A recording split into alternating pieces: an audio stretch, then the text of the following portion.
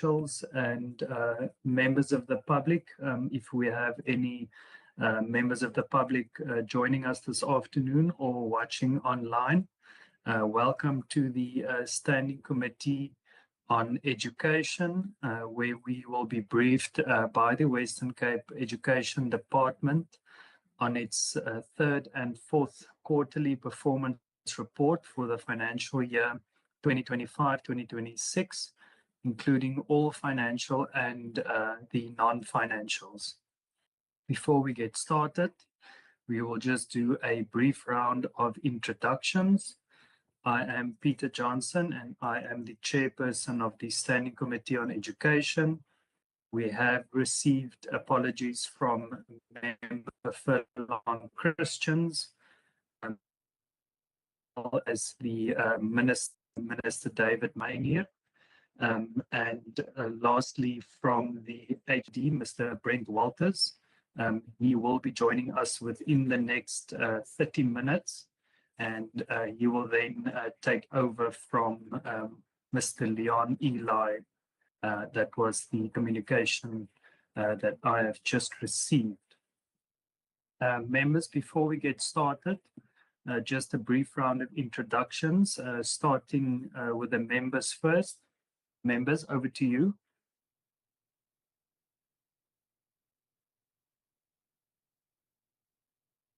Afternoon, everyone. I'm Benedicta van Minnen. I'm a member of this committee.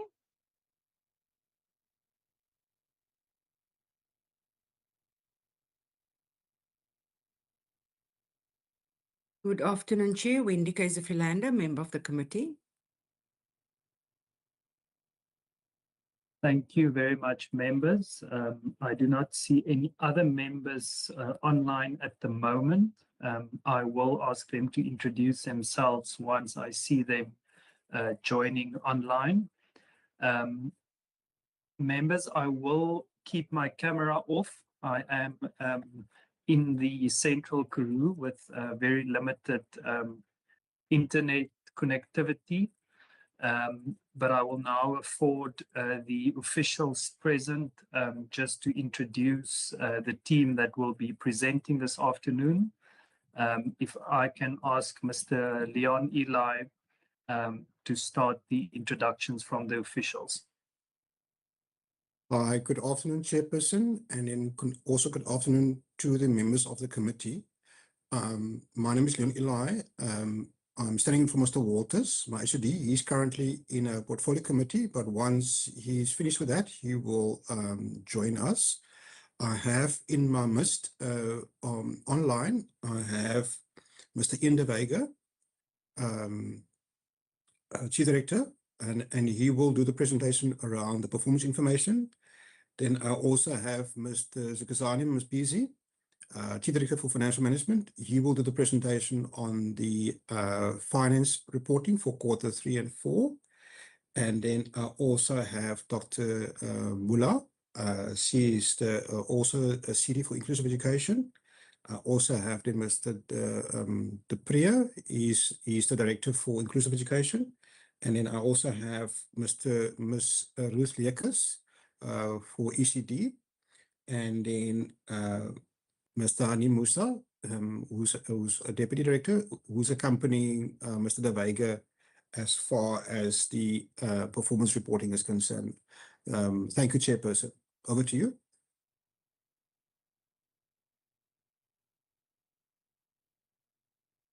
Thank you very much, Mr. Eli. Members, we will, once the HODs joined today's committee meeting, we will deal with the problem or the challenge around late submissions. I see that Member Syed's joined. Member Syed, just for the record, if you can introduce yourself. Thank you, Chairperson. The name is Member Khalid Sayed, member of the committee. Thank you. Thank you, Member Syed. And I see Member Walters also joined. Member Walters, if you can just introduce yourself. Thomas Walters, member of the committee. Thank you very much, members. As I have stated in my opening remarks, we will be joined by the HOD within 30 minutes. He is just caught up in another meeting, and we will deal with the challenge around late submissions of presentations to the standing committee once my apologies, once the HOD is joined. And I have tabled the apology from Minister David Meyer. I will now hand over to the department for the presentation. Thank you very much. Thank you, Chairperson. We will flood our presentation, and the first part will be presented by Mr. Sukazani Mpizi around the finance report. Thank you. All right, a very good afternoon, Chair and the members, and good afternoon to the colleagues as well. I'm flighting the presentation to do the first part of the presentation, and given that we are in separate rooms, Mr. Diveka on his side will also flight the presentation once I am done on my side. So the presentation, as per the request, relates to the performance of the department from a financial perspective for Q3 up to Q4 as at 31st March 2026, reflecting the 25-26 performance. So we'll talk through the spending performance, we'll go through the programs, we'll go through the economic classifications, and then we'll go through the conditional grants performance. So in terms of the spending performance, the department has spent 99.9% of its budget. So we had the adjusted budget at 32 billion, with the expenditure also at 32 billion. And we have underspent, specifically under program 2, about 29 million, which I will reflect on, as well as under program 7, which is 1 million, which I will talk to. So in terms of the other programs, program 1, 3, 4, 5, and 6, we have managed to spend the entire budget that we had. Then on program 2, we had the underspending of 29 million, which is attributed to goods and services. And it's mainly due to the cost containment and efficiency measures that we have implemented as a department, as well as procurement of the mode feeding program, which the payments could not be completed at the year end. I just need to re-emphasize that last part for the members and for clarity, Chairperson, that the mode feeding program did occur. It's the processing of the delivery notes from a service provider side up to the invoicing part to the department that could not happen at the year end as it was initially anticipated, and that led to the contribution to the underspending. Then in terms of program 7, it is where the department was provided funding for the rollout of the Basic Education Employment Initiative, also known as Presidential Employment Stimulus Program. We had an underspending there. It's mainly the issue of assistants resigning and the time it takes to hire additional assistants. The program was only for a period of 5 months. Therefore, it yielded 1 million, just over 1 million of underspending.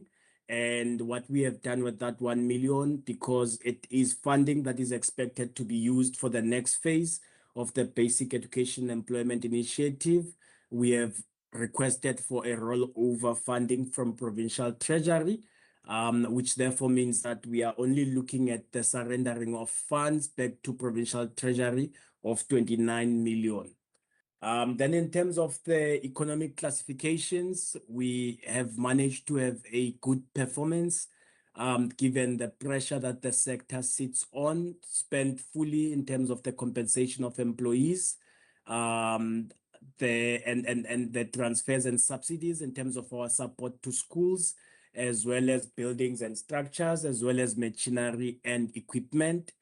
So the only portion, which is goods and services, it relates to the issue of the mod feeding as well as cost containments that we are working under as government, the austerity measures, and under the non-profit institutions, that's mainly the 1 million again that I already spoke to of the Basic Education Employment Initiative. Then the next slide that I'm reflecting, it talks to the performance of the conditional grants that we have received from National Treasury via Provincial Treasury allocation letter. We have a bit of pride to share to the committee that we have been able, under extreme challenges of the sector, to be able to have spent all our conditional grants, 7 of them, the National Schools Nutrition Program, Maths and Science Technology Learners with Profound Intellectual Disability Grant, Early Childhood Grant that was added throughout the year through the adjustment budget. We've been able to also spend 100% of it. Education Infrastructure Grant to respond to the unprecedented learner growth in the Western Cape, managed to also spend the entire grant. The EPWP integrated grant for provinces, also been able to spend it 100%, as well as HIV and AIDS program. So the conditional grants are fully spent for the year under review. Then in terms of the year-end picture, and this is just to give you reflections of where we were at 31st of March 2025 and where we are 31st of March 2026. We have a improvement in terms of the spending, having spent 99.91 compared to the 99.83 in 24-25, and also looking at the availability of the budget that we could not spend being 0.09% versus the 0.17%. So an improvement this year. The other picture just gives you what had occurred during the adjusted budget, that we had a rollover funding from the mod feeding that increased our budget. We had realignment that we did of compensation of employees. It was merely additional funding that we received via National Treasury that we knew we could not be able to spend in the 4 months that we had, which would have required us to recruit, as well as for people to also serve notices wherever they are. So when we looked at the lead time of recruitment, the best thing was to realign the funding in order to allow a fair recruitment to take place, as well as the portion of the infrastructure funding related to PES funding in order to prioritize the conditional grant. And then we had some shifting of funds that we also did between departments, which was mainly providing funding to some of education programs that are running through other departments, and the conditional grant increase that I reflected on the 232 million that we received for the ECD budget. So that's what led to the adjusted budget. So as a reflection again, from our point of view, highlighting the milestones that we have achieved, we having spent 99.91% of the budget, an improvement of 0.08, and also to further assure the committee that the spending performance of the department throughout the year, quarterly as well as sometimes bi-monthly, we are reporting to various education sector forums. We have the ministerial committee, we have head of departments committee at national level, as well as the finance subcommittee from our basic education department. We also have engagement with Provincial Treasury, which also include monthly reporting using the in-year monitoring reports. And we also provide feedback on the financial performance to our top core internally, the top management structure. The department in its spending complies with various reporting requirements, your national and provincial treasury legislation, the PFMA, the national treasury regulations, as well as instructions. which also aid the department in terms of tracking of compliant spending, which we look at per month as well as quarterly. And that is where part one of the presentation is ending, Chair and the members, and I will proceed to give Mr. Diveka to take over. Yeah.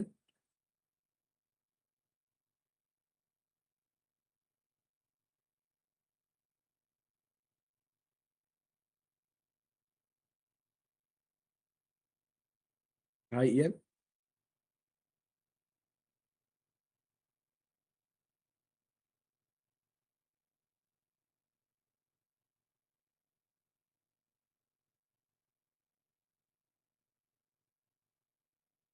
Good afternoon, Chair. Good afternoon, honourable members, and good afternoon to my colleagues. Chair, can you confirm whether you can see the presentation? Yes, we can see the presentation. Thank you, Mr. De Vega. Thank you. So this afternoon, I'll be taking you through the performance reporting as reflected in Q3 as well as in Q4. I've given a detailed outlay of the performance, both what the target was, what we've performed, the deviations from target, as well as whether we met, exceeded, or did not achieve target, together with the reason for deviation. So that was for Q4 as a whole. Q3 at a very high level, I basically outline I outline effectively what the performance was as of the 31st of December 2025. So for Q3, it's from October to December 2025. We usually track 5 indicators on a quarterly basis and then 1 annual, which is the textbooks ordered online and delivered to public ordinary schools. That's an annual target, but we report on that in Q3 as part of our EQPR system, or electronic quarterly performance reporting system. And as the chair and members can see, we've met all our targets and exceeded some with regards to performance. In terms of the overall performance as of Q4, for all programs, this is where all programs now on an annual basis respond. Out of the 59 indicators that we track, 43 exceeded the target that was set. 8 met the target, so no deviation, and then there were 8 targets that were not achieved. So that gave us an overall performance of 87% for the financial year 2025-26. So of the 7 programs, only program 2, 3, and 6 achieved 100%, and all the others had 1 or 2 indicators that has not met the targets, and we'll go through that in the presentation itself. So for program 1, from POI 101 to 105, as you can see, we've exceeded and met most of the targets. The POI 103 is a relatively new target that we've introduced. So target setting there was slightly difficult to measure, and therefore we'll adjust in the new financial year to that target. So it exceeded, and then obviously with additional and greater emphasis on the functionality of the SGB and importance on compliance with the processes and procedures, we've basically also managed to improve on the targets set in prior years. In terms of the training of ICT integration, the deviation is largely driven due to our virtual sessions that we ran, and this has attracted greater than expected interest and obviously repeat attendees to these sessions, and therefore there's been a massive increase. And again, as you can see, against the target of 5,000, we've exceeded by over 10,000 itself. Most of the other targets have been relatively exceeded. However, with the learner transport, we were tracking really well until the end of Feb when one of the transport routes was terminated, and this led to an unachievement of -1, but we were on track to meet the target of 440. Also, with regards to the non-personnel expenditure, there's an under performance, and this was largely due to higher than anticipated COE payments as a result of the early retirement program or the voluntary exit program within the HR processes. We've also exceeded was with the females accessing technical subjects in public ordinary schools. When we did the calculation, we thought it was set the target. We thought it was all learners within grade 12 accessing technical subjects. And when we revisited this mid-year through with the DBE, they've basically requested that we revisit it and that the numerator then change to all learners accessing technical subjects as the denominator, and then of those learners, the actual females, and therefore there's been a slight variance in the achievement for this actual target. So that will also be revisited in the 26-27 financial year. In terms of program 2, all the targets have been met, some exceeded given our emphasis on STEM, especially POI 204. And then learners in no fee public schools also exceeded the target due to opening of new no fee schools in Q4. And then in program 3, which is the independent schools, most of the targets have been exceeded as well. In terms of the public special schools for program 4, again, we've exceeded most of the targets, and the only target that has not been achieved has been the one on the specialist staff in public special schools. As you could see in Q3, we've actually met the target. We were tracking really well, but due to the restructuring of the psychologist conditions of service from school-based to district-based personnel, and the conditions of employment resulted in a movement of these posts and the decrease in the total of the of school-based specialists.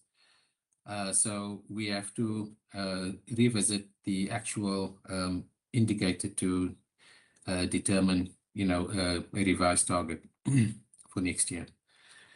In terms of program 5, a lot of new indicators have been included as part of the MTDP requirements, and a lot of them were based on information received from the social services organizations, and we've basically mapped that as our indicator. But as this is a new indicator, I kind of overestimated the number of children that would be accessing ECD programs, as well as the children benefiting from ECD subsidies. Then as we move on to program 6, all targets achieved or exceeded. And then program 7, with the systemic testing program, we've exceeded most of our targets in grade 3 and 6. It's only in grade 9 where the language was not achieved, and the cohort under discussion comprised learners who achieved one of the lowest percentage in grade 6 in 2022. Critically, their catch-up programs was not sufficiently intensified at the time, resulting in a missed opportunity to address foundational learning gaps. Then most of our targets were achieved from POI 708 to SOI 702. And then the grade 12 learners that did not achieve 60% or more, these and in both physics and mathematics. This in itself was a national phenomenon in that there was a decline in mathematics performance overall at the national level. However, for mathematics, the province have achieved, came first basic for the highest achievement in mathematics, and second for the highest achievement in physical science overall. But we measure those that have 60% or more in mathematics and physical science. So those are considered quality passes. Overall, Chair, I've also then outlined what where we've not achieved basically the target and given the reason for deviation, which I've explained as well. So I'm not sure if I can pause, because the rest of the presentation just talks to the areas that we have not achieved, Chair. And there are some corrective measures that we've also then put in place that could be discussed. Thank you. Thank you, Mr. De Vega. I have noted that Mr. Walters joined the meeting. Thank you, Mr. Walters. Members, I think before we start with the questions, I think we should just deal with the issue around the presentations being submitted after the deadline. I would just like to inform the committee that on the 28th of May at 4 o'clock, the presentation was due. I have followed up the afternoon of the 28th, asking for the presentation from the department, as well as on the Friday, the 29th of May, with the Minister's Office. And then again yesterday on Monday, the 1st of June.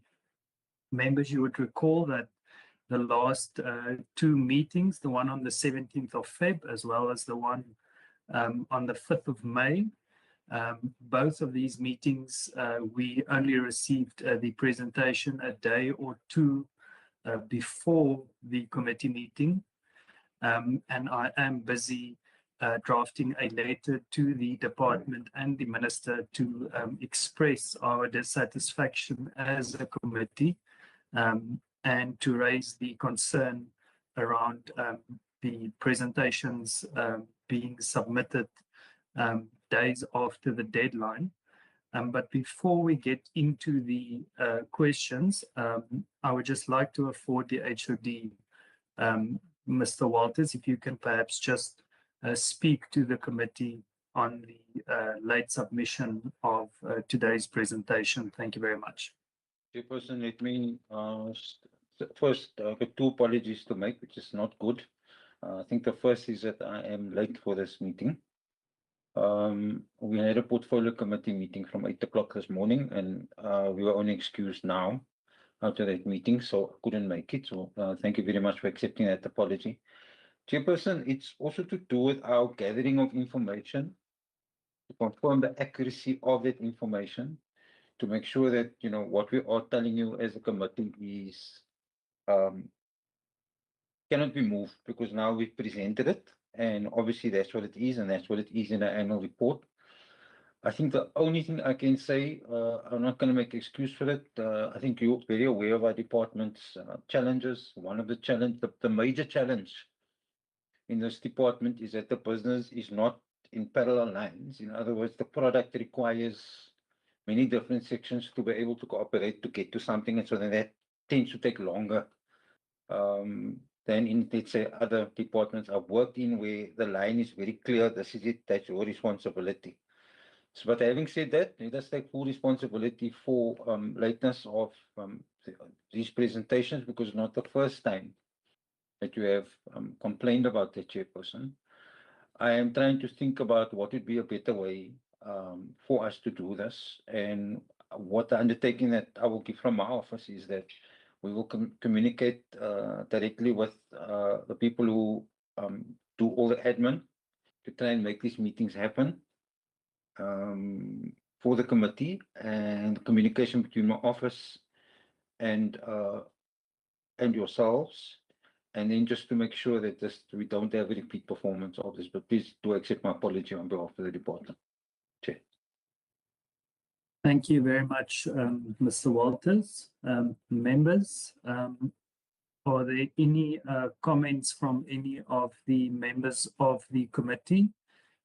I do not want us to spend hours on this case, but I would like to afford members of the committee, if you have any inputs on this matter. I know we have discussed this a few times, but as I've said, I am busy drafting formal letters to the department and the minister's office, and I will share those with you once I have finished them. Members, if there are no inputs or comments on this case, we move over to the questions and answers based on today's presentation. And we will do 3 questions per round. Members, I'm looking at you for questions to the department based on the presentation that we have just received. Members, any questions from you?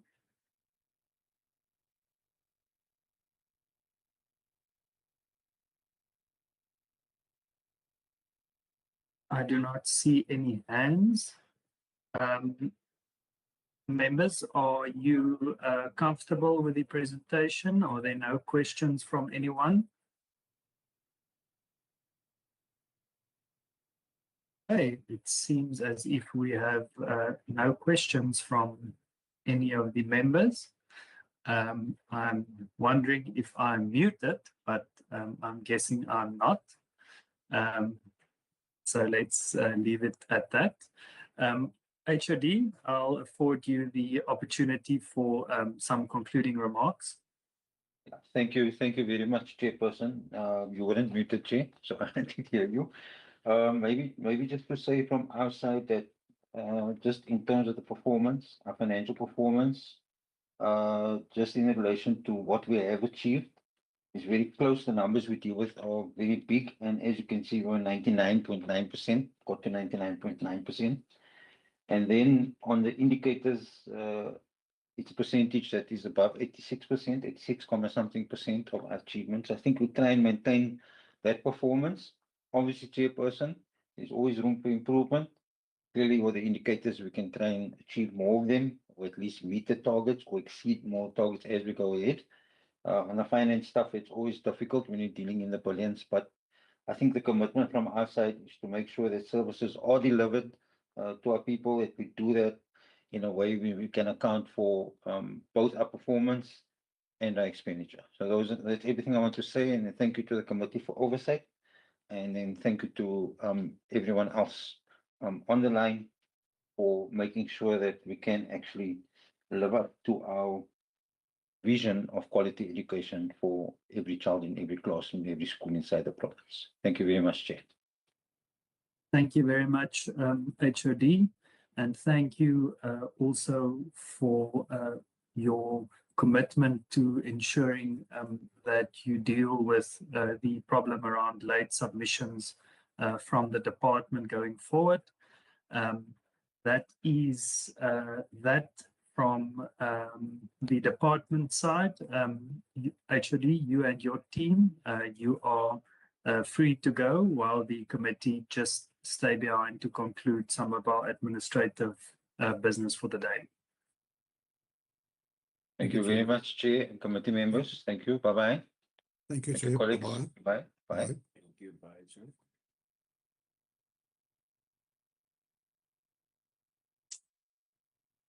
Okay, members, we have some minutes to adopt, as well as the draft annual activity report. The first set of minutes is the minutes from the meeting of the 14th of April 2026.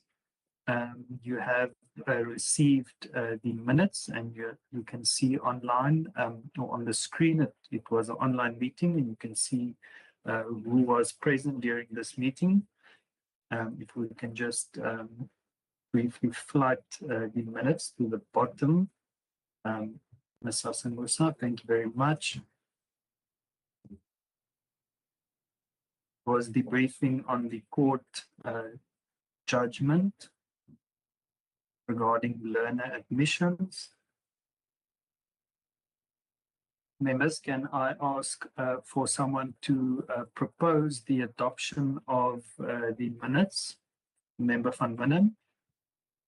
I propose. Thank you very much. Member Walters. I second. Thank you very much, members. The second set of minutes, Member Van Winnen, I'm guessing that is a legacy hand. It is, sorry. No worries, thank you. The next, my apologies, not minutes, it's the draft annual activity report of the Standing Committee on Education for the 2025-26 financial year. Member Walters. I propose adoption, Chair. Thank you very much, Member Walters. Member Van Winnen. I'll second. Thank you very much, members. I also saw Member Kaiser Philander's hand. Thank you very much, members. Ms. Hassan Musa, I would just like to confirm with you if that is the business of the day. Chair, that's the business of the day. If there's no recommendations or actions that the members want to put forward. Thank you, Ms. Hassan Musa. Members, any recommendations or requests for more information from you? I have informed you that I have written or I'm busy to draft letters to the department and the minister on the issue around late presentations and to express our dissatisfaction. So I am taking responsibility for that. But if there are any further inputs from your side, you're welcome to raise them now. Okay, I do not see any hands. Members, that is the business for the afternoon. Have yourself a great week, and we will see each other next week where we will be visiting a school in Worcester. Thank you, members. Meeting adjourned.